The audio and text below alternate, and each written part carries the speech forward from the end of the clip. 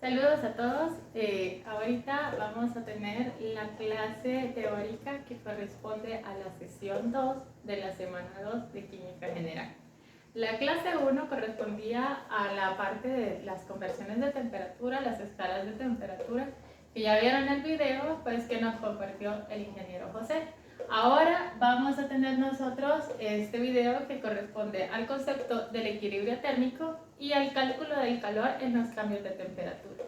Entonces comencemos. Bueno, primero, ¿qué es el equilibrio térmico? El equilibrio térmico se da cuando dos o más cuerpos están a la misma temperatura. Si estos cuerpos están a la misma temperatura, se dice que están en equilibrio térmico. ¿Por qué se llama equilibrio térmico? Porque como se encuentran a la misma temperatura, no hay transferencia de calor entre ellos. Entonces, la transferencia de calor, como ustedes habrán podido leer en el resumen teórico de la semana 2, es una forma de transferencia de energía que se da porque hay una diferencia de temperatura. Entonces, si no hay diferencia de temperatura, no hay transferencia del calor y entonces el sistema se encuentra en equilibrio. Bueno, entonces nosotros, ¿verdad? Vamos a partir del hecho de que entonces la transferencia de calor se va a dar cuando el sistema no esté en equilibrio, cuando las temperaturas sean diferentes y que se va a detener cuando lleguen a una temperatura en común a la que le llamamos temperatura de equilibrio o la temperatura final o la temperatura final del sistema, ¿verdad? Entonces, si esto es el estado inicial, ¿verdad? Aquí hay una transferencia de calor que vamos a representar por Q. Q significa calor, lo voy a poner por aquí. Entonces ahorita hay transferencia de calor, ahorita es un estado inicial, no ha llegado todavía al equilibrio térmico. Le voy a poner aquí una I de inicial. Y la temperatura del cuerpo 1 al final va a tener que ser, ¿verdad?, igual a la temperatura del cuerpo 2 al final, a la cual también le podemos llamar, como les mencionaba, temperatura de equilibrio.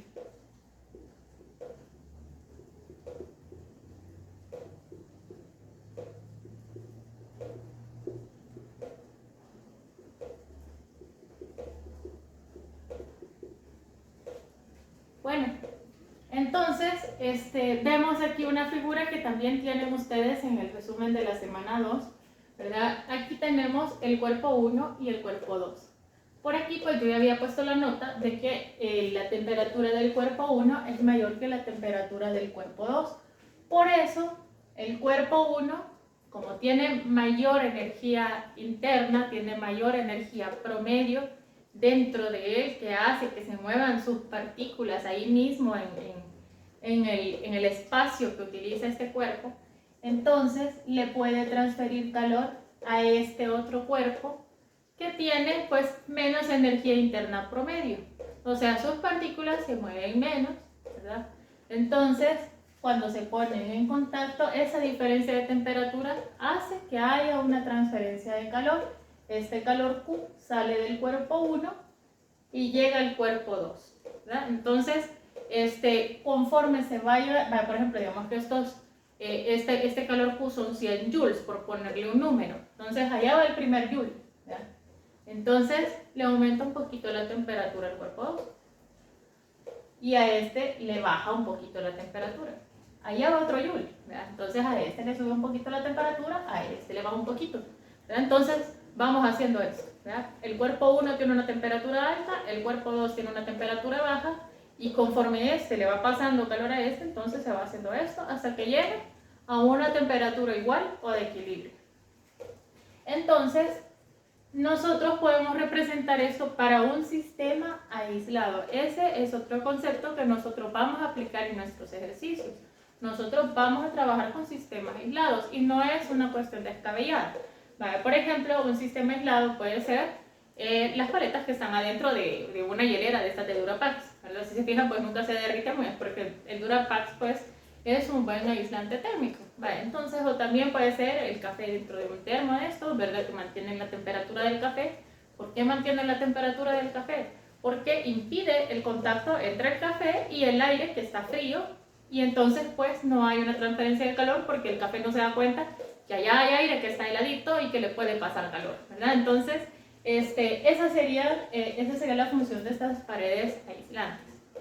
Que bueno, nosotros podemos decir un vaso con una soda y con hielo. Entonces decimos, bueno, la soda y el hielo, ¿verdad? Entonces lo podemos considerar un sistema aislado, a lo mejor, ¿verdad? A lo mejor sí, a lo mejor no. Y usted dice, no, pero yo veo que el vaso se pone helado también, ¿verdad? Entonces, bueno, entonces echemos en cuenta también el vaso, ¿verdad? El vaso, la soda y el hielo. Y ya con eso tampoco me va a decir de que, ay, como saqué mi vaso con hielo, pues ya hace frío en esta habitación, ¿verdad? Para decir que vamos a considerar también el aire de los alrededores. Entonces, pues ahí podríamos hacer nosotros consideraciones, ¿verdad? Podríamos hacer algunas aproximaciones y trabajar así con un sistema aislado que no necesariamente va a ser para 2 cuerpos, también puede ser para 3 cuerpos, 4 cuerpos y todos los cuerpos que usted quiera y considere que se están viendo afectados por esta transferencia de calor. Bueno, entonces vamos a ilustrarlo un poquito más para que quede un poco más claro. La ecuación para este sistema, o sea, para un sistema aislado,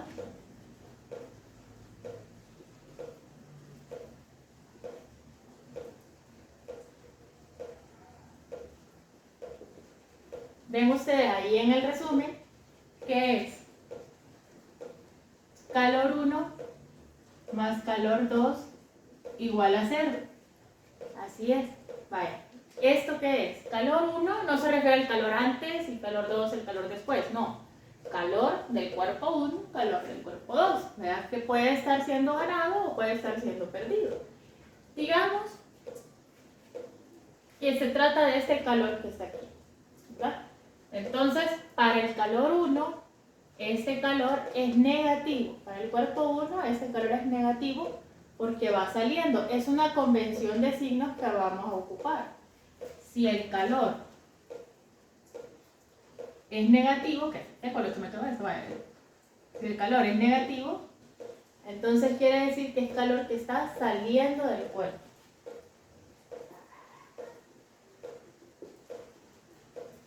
Y si el calor es positivo, entonces quiere decir que es una entrada. Está siendo recibido este calor por este cuerpo, ¿verdad? Entonces, cuando hacemos Q1 más Q2, volvamos al ejemplo que estos son 100 joules. Aquí está el cuerpo 1, aquí está el cuerpo 2, y allá van los 100 joules. Entonces, el calor 1 es menos 100 joules y el calor 2 son 100 joules positivos. Y cuando sumo Q1 más Q2, entonces me va a dar 0. Eso es lo que se plantea en el sistema aislado. En el sistema aislado solamente existen los cuerpos de interés y la transferencia de calor se da solamente entre estos cuerpos y a través de estas paredes no pasa nada de calor. Por eso es que la suma de los calores me va a dar igual a 0. ¿Qué pasaría si no son 2 cuerpos, sino que son 3 cuerpos? Veamos.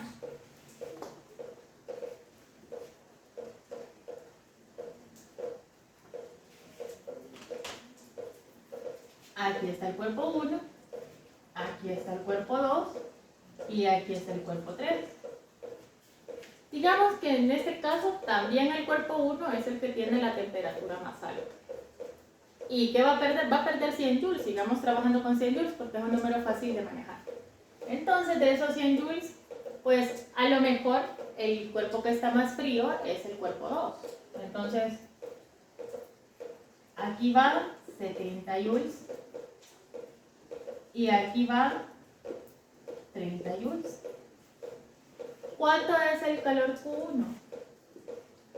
El cuerpo 1 ha perdido 70 más 30 joules. Estos son 100 joules perdidos. El cuerpo 2 ha ganado 70 joules, son 70 joules positivos. Y el cuerpo 3 ha ganado 30 joules. Q1 más Q2 más Q3, ¿cuánto da? Da 0. Entonces esta ecuación se puede plantear para un cuerpo, para 2 cuerpos, 3 cuerpos, todos los cuerpos que a usted se le ocurra y le parezca bien. Entonces,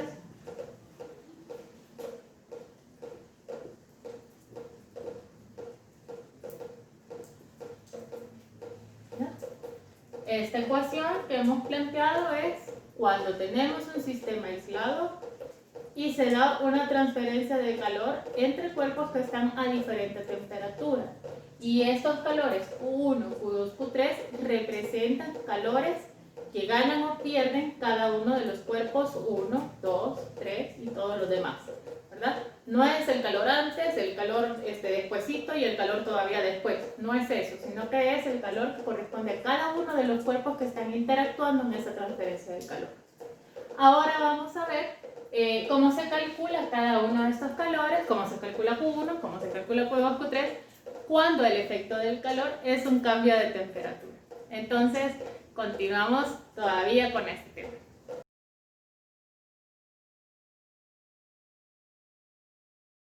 Ahora vamos a estudiar el calor en los cambios de temperatura. ¿Cómo lo vamos a calcular? En eso nos hemos quedado. Bueno, aquí he tratado de dibujar dos recipientes que se vean del mismo tamaño. Ahí de todas maneras le puse que tiene 100 gramos de agua cada uno. Cada uno lo estamos calentando con el mechero. Pero este lo vamos a llevar desde una temperatura de 10 grados Celsius hasta una temperatura de 20 grados Celsius. ¿Cómo? Pues transfiriéndole calor a través del mechero. Y luego tengo ese otro recipiente que es la misma cosa, pero en vez de llevarlo de 10 a 20 grados, lo voy a llevar hasta 30 grados. ¿Cuál creen que requiere de mayor cantidad de calor para hacer ese proceso? Pues ya se imagina usted que la respuesta es que aquí se va a requerir una mayor cantidad de calor. Si no, pensémoslo de esta manera. Empezamos a calentar, esto está a 10 grados, ¿verdad? Usted tiene el termómetro ahí, está midiendo la temperatura, llega un momento que dice ya llegó a 20 grados. Hasta ahí, si usted frena, ha transferido una cantidad de calor al agua, ¿verdad? Pero ¿qué pasa? Yo quiero que llegue a 30. ¿Qué hace usted? Pone otra vez el mechero. Entonces, además de la energía que ya le dio, ahora le está transfiriendo más energía para que pueda llegar ahora de 20 a 30 grados. Entonces, aquí se requeriría el doble de la cantidad de calor. ¿Por qué? Porque el cambio de temperatura generado es el doble. Entonces, quiere decir que la cantidad de calor, cuando el efecto es un cambio de temperatura, es proporcional con este cambio de temperatura. Entre más grande es la diferencia, más grande va a ser la cantidad de calor que se le ha aplicado. Ahora veamos otra cosa.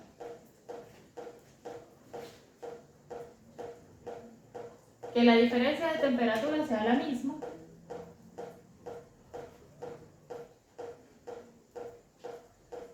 Pero que la cantidad de agua no sea la misma.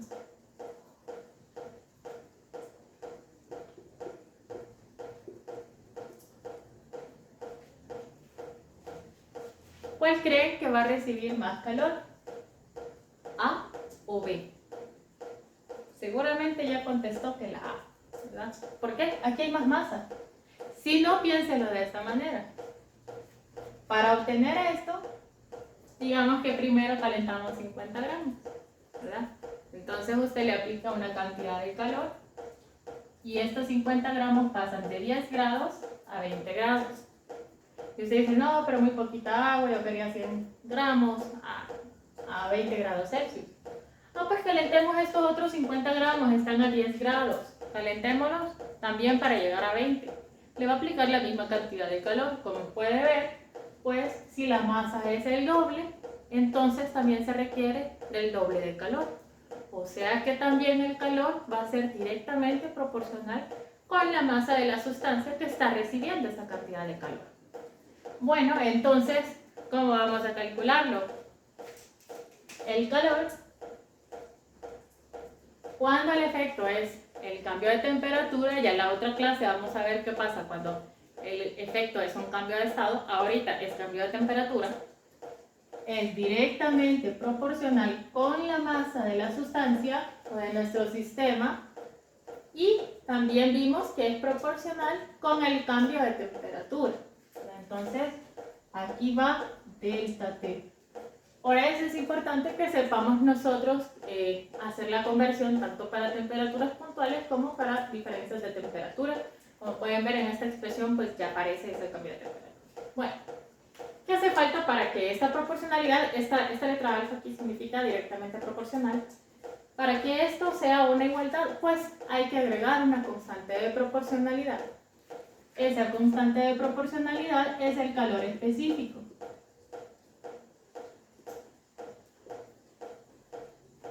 Este es el calor específico.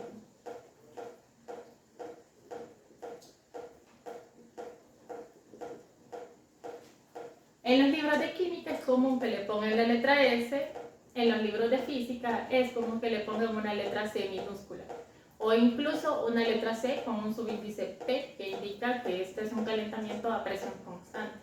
Pero se debe de entender lo mismo, ¿verdad? Es el mismo valor con las mismas unidades y el mismo significado.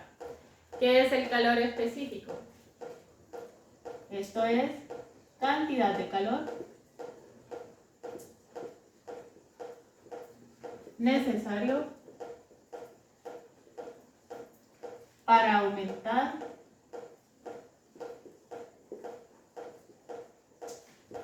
la temperatura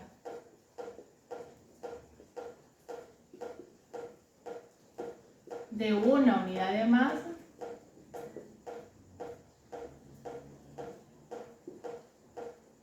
de una sustancia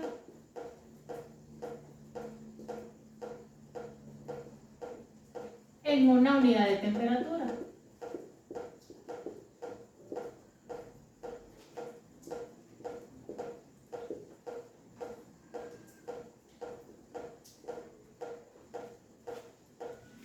Les voy a poner un ejemplo. En su guía de la semana número 2, bueno, aquí no lo van a alcanzar a ver, pero ustedes pueden revisarlo, hay una tablita de calores específicos y aquí voy a copiar un valor. Para el aluminio, por ejemplo, el calor específico del aluminio dice aquí que es 0.22 calorías sobre gramos por grado Celsius. ¿Por qué tiene estas unidades? Por el despeje de esta ecuación. Si yo despejo la S de aquí, voy a ver que S es Q entre M por delta T. El calor se puede medir en calorías, como aquí, en joules, como si fuera el sistema internacional, en BTU, que significa unidad térmica británica, ¿verdad? También se puede medir así. Y la masa, pues ya saben que se puede medir en gramos, en kilogramos, en libras masa, en onzas, etc. Y la temperatura, pues que más que todo se ocupa en las escalas Kelvin, grados Fahrenheit y grados Celsius. Aunque también existe grados Rankine, pero eso pues no lo ocupamos mucho. Bueno. Entonces, va a haber esa combinación de unidades en el caso del calor específico.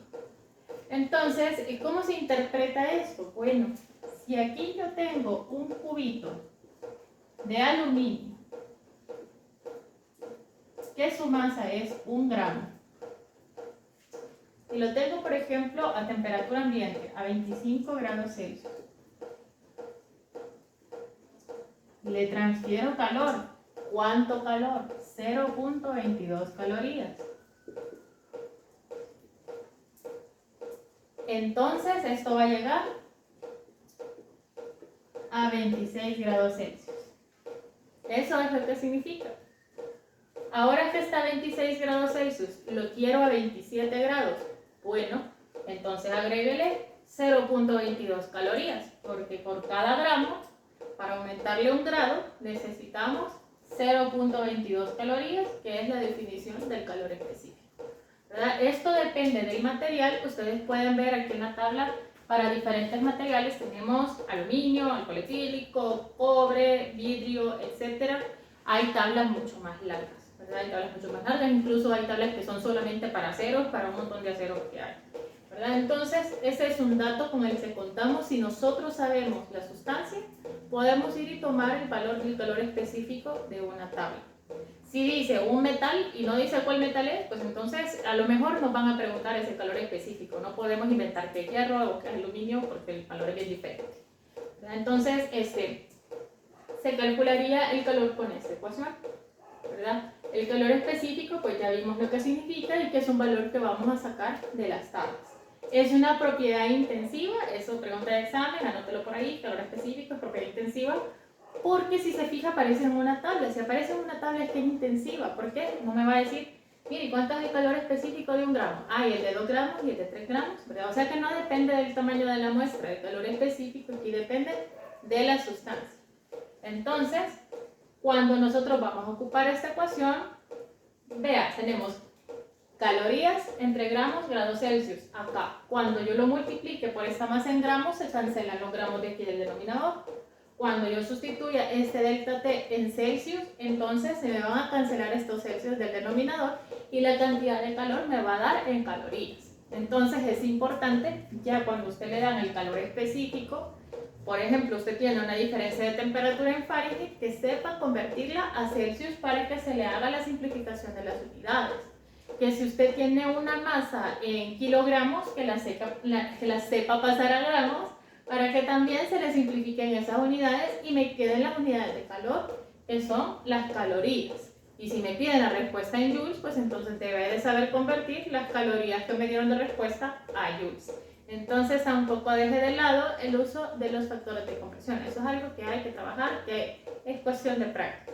Bueno, entonces tenemos esta expresión que es para calcular el calor cuando hay un cambio de temperatura, y también tenemos otra, voy a hacer aquí,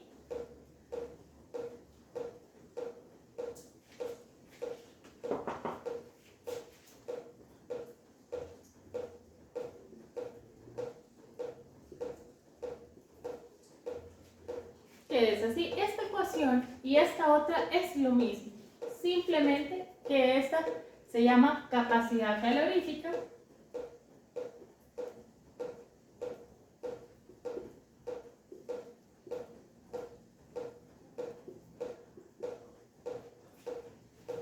y así como esto es cantidad de calor necesario para aumentar la temperatura de una unidad de masa, dice aquí, pues aquí este va a ser para un cuerpo completo, ya tomando en cuenta toda la masa de ese cuerpo. Entonces, para aumentarle la temperatura en 1 grado, eso sí, ¿verdad? Entonces, esto es cantidad de calor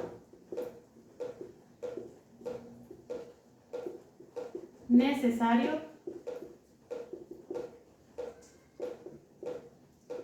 para aumentar la temperatura de un cuerpo en una unidad de temperatura.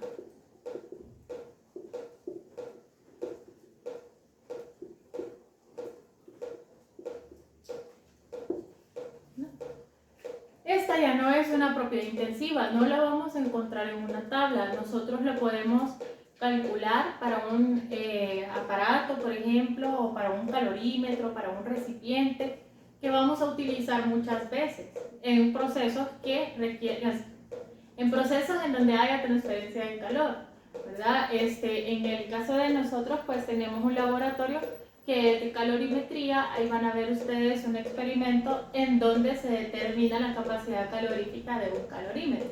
Entonces ese calorímetro se utiliza para varios experimentos y entonces ya contamos con este valor para poder calcular el calor que ha recibido o perdido el calorímetro en el proceso. Entonces, ¿qué unidades va a tener? Bueno, si hago el despeje,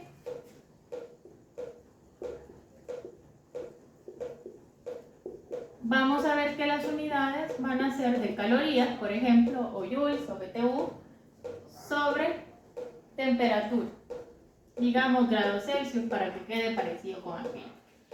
Van a distinguir calor específico y capacidad calorífica y también el calor por las unidades. ¿Verdad? Calor solamente lleva BTU, joules o calorías o kilocalorías o kilojoules. Entonces, en cambio el calor específico tiene en el denominador los gramos, ¿verdad? O la masa, digámoslo así, y la temperatura. En el caso de la capacidad calorífica hay denominador, pero aquí solamente va temperatura, ¿verdad? Las unidades son diferentes. Esta es propiedad intensiva, repito, y es pregunta de examen, anótelo, y esto es propiedad extensiva. Imagínese usted que este cuerpo de aluminio es de 1 gramo, usted va a ocupar 0.22 calorías. Pero si este cuerpo de aluminio es de 2 gramos, usted no va a ocupar 0.22 calorías, usted va a ocupar 0.44. Entonces, la capacidad calorífica va a ser diferente. Y si vemos la comparación de esta ecuación con esta otra ecuación, usted se va a dar cuenta que esta capacidad calorífica es la sustitución de M por S. S es una constante, es una propiedad intensiva, pero multiplicada por la masa. Entonces la capacidad calorífica sí depende de la masa. Entonces aquí tenemos C igual a masa por calor específico. Aquí tenemos otras dos ecuaciones que nos pueden servir para resolver los ejercicios, ¿verdad? Entonces, pues, hasta aquí la parte teórica del calor en los cambios de temperatura. Calor en los cambios de temperatura se calcula con esta ecuación o con esta ecuación. ¿Cómo la elegimos? Según la información que tengamos. Si a mí me dicen el material, pues me voy a una tabla y encuentro calor específico. Si me dan la capacidad calorífica, pues entonces ocupo esta. O a lo mejor me están preguntando la capacidad calorífica y me están dando el calor. Entonces puedo ocupar esta ecuación también, la despejo, me va a caer esto, ¿verdad? Entonces, vamos a quedarnos hasta aquí con la parte teórica y vamos a hacer un ejercicio, ¿verdad? Vamos a hacer un ejercicio a modo de ejemplo para que ya ustedes también se vayan animando a hacer el resto de los ejercicios y a preguntar en la clase en vivo.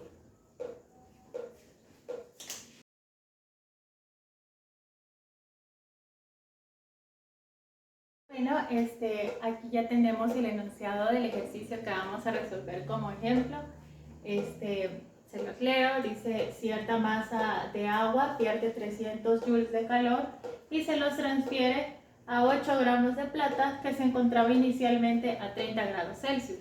Nos pregunta, ¿cuál será la temperatura final de la plata en grados Fahrenheit? Bueno, yo aquí pues para ir arrancando he sacado una lista de ecuaciones que hemos estado estudiando, ¿verdad? Esta es la primera y estas dos últimas son de la clase de las escalas de temperatura, que es la que nos compartió el ingeniero José y que ya tienen subido pues allá en el aula virtual. Bueno, estas ya las conocíamos y de esta clase tenemos estas tres ecuaciones, ¿verdad? Acá no he puesto la de los Kelvin porque en ningún momento me dan datos en Kelvin ni me preguntan nada en Kelvin. He incluido las que relacionan los Fahrenheit con los Celsius. Y bueno, y como aquí me dan una cantidad de calor, pues entonces también he puesto aquí las ecuaciones que tienen que ver con calor en los cambios de temperatura. De hecho, aquí nos dicen que estaba primero la plata a 30 grados y después nos preguntan la temperatura final. Entonces ya nos dejan saber a nosotros que el efecto es un cambio de temperatura y entonces lo podemos resolver con alguna de estas ecuaciones. Bueno, entonces primero nos dice que la masa de agua pierde estos 300 joules y se los transfiere a los 8 gramos de plata. O sea que el agua y la plata forman un sistema aislado. Y entonces, ¿por qué? Porque todo lo que pierde el agua, todito lo recibe la plata. Entonces podemos aplicar esta ecuación para poder saber cuánto es el calor que le corresponde a la plata. Según esto, el agua pierde 300 joules, entonces quiere decir que el calor del agua son menos 300 joules. Según esta ecuación, ¿verdad? Recordemos, Q1 se refiere al cuerpo 1, Q2 se refiere al cuerpo 2. Bueno, en lugar de 1 y 2 podemos poner los nombres de los cuerpos, ¿verdad? Entonces, si el agua tiene un calor que es menos 300 joules, el calor del agua más el calor de la plata, Ag es el símbolo de la plata en la tabla periódica, esto me tiene que dar 0. Entonces el calor de la plata es igual a menos el calor del agua. Entonces es menos 300 joules. El calor de la plata sería 300 joules positivos, ¿no? ¿Por qué le puse este menos? Porque aquí dice que los pierde. En la convención que nosotros vimos de signos, calor perdido es negativo y calor de entrada es positivo. Vaya, entonces aquí ya tenemos información sobre la plata. También tenemos la masa, ¿verdad? Tenemos la masa y sabemos que es plata. Entonces tenemos esa información. Por tanto, además de que no me dan una capacidad calorífica, pero sí me dan la masa y si me dicen que es plata, entonces yo puedo buscar en la tabla el calor específico. Entonces esta ecuación pues no la vamos a ocupar, no está mala, no es que no sea válida, pero la que nos va a servir va a ser esta por la información que nos están dando. ¿Se dan cuenta cómo elegimos entre una y la otra? Esto es lo mismo que esto, pero la información la tengo para esta ecuación. Entonces, vamos a ocupar esto, que sería la masa de la plata, porque este es el calor de la plata, entonces va a ser la masa de la plata, calor específico de la plata y delta T de la plata.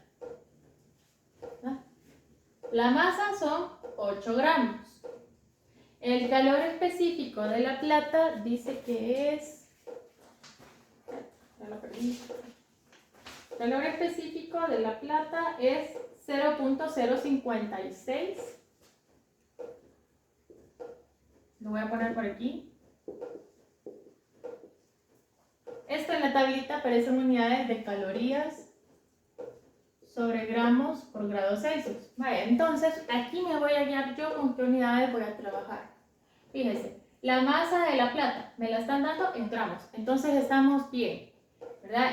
La temperatura de la plata me la están dando en grados Celsius, entonces estamos bien, podemos encontrar esto en grados Celsius y aquí tenemos grados Celsius, vamos bien. Pero el calor me lo están dando en joules y en el calor específico aparecen calorías. Entonces vamos a convertir estos 300 joules a calorías. ¿Se puede convertir esto a joules en su lugar? También se puede, ¿verdad? Pero vamos a pasar a calorías, ¿verdad? Ahorita yo así de forma arbitraria lo decido. Entonces son 300 joules y si usted busca en un factor, en una tabla de factores de conversión, va a encontrar que una caloría son 4.186 joules. Ya me puedo este número porque ya lo ocupé un montón de veces, pero usted puede tener su tabla de factores de conversión ahí a la mano, ¿verdad? Y entonces estar haciendo las conversiones. No se supone que se lo pueda de memoria. Entonces, esto nos va a dar 300 entre 4.186, nos va a dar 71.66 y luego 7, bueno, 67. 67. Se me simplifican los joules y me quedan las calorías. ¿No? Vaya, ahora ya tengo el calor en calorías, tengo la masa en gramos y pues el delta T lo puedo sacar en Celsius y ahí después me las arreglo para pasar la respuesta a Fahrenheit. Bueno, voy a despejar delta T. Todavía no es lo que me piden, porque aquí me piden la temperatura final, pero esto me va a servir para poder sacar la temperatura final con esta otra ecuación. Entonces voy a despejar esto.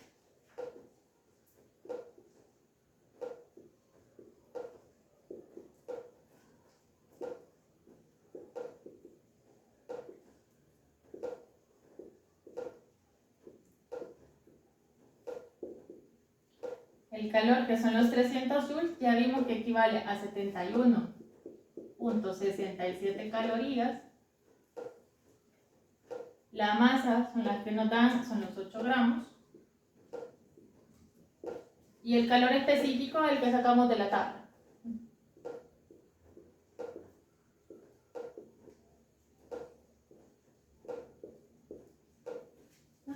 Voy a hacer la simplificación de unidades. Gramos en el numerador, digamos, aunque esté aquí abajo, pero esto está arriba y esto está más abajo todavía. Entonces se simplifica, ¿verdad? Estas calorías se simplifican también y como los grados Celsius están como denominador del denominador, pues entonces se pasa para arriba y entonces me va a quedar la respuesta en grados Celsius. O si no, pues para hacerlo aparte, tendríamos en el numerador y en el denominador tenemos extremos por extremos, medios por medios. ¿No? Bueno, y aquí teníamos estos gramos, ¿verdad? Quiero ver, calorías. Y aquí tengo y aquí tendría los gramos de acá. Bueno, lo voy a poner aquí y se me cancelan también. Y me va a quedar la temperatura en grados Celsius. Este es el cambio de temperatura. Voy a meter todo ya a la calculadora. 71.67 entre 8 entre 0.056